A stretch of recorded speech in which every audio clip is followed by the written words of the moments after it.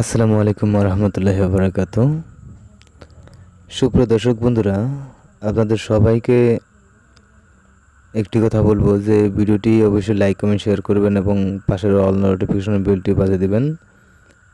আজকের এই এপিসোডে আবেদন স্বীকৃত করার একটি প্রক্রিয়া সম্পর্কে আলোচনা করব।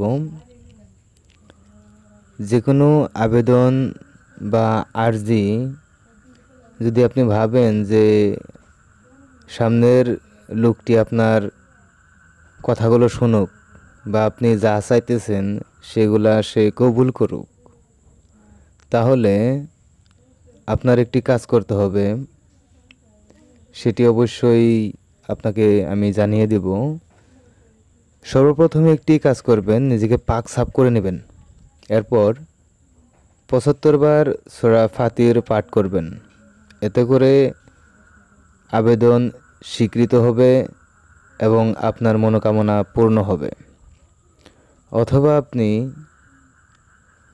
আরজিটি সুন্দর করে লিখবেন, আপনার মনের কথাগুলো লিখবেন, চিঠিটা আপনি লিখবেন কালিবিহীন কলম দিয়ে সুন্দর করে সূরা ফাতির আপনি লিখে নেবেন।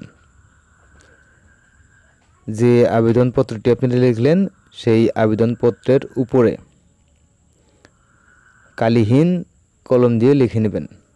আর সেটি যদি আপনি তাকে দেন, অর্থাৎ যাকে কথা শোনাবেন সে সেগুলো কবুল করবে এবং আপনার মনোকামনা পূর্ণ হবে।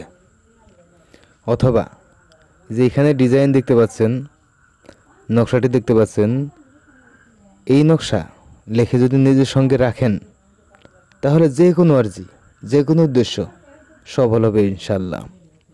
আসসালামু আলাইকুম রহমতুল্লাহি ওয়া বারাকাতুহু।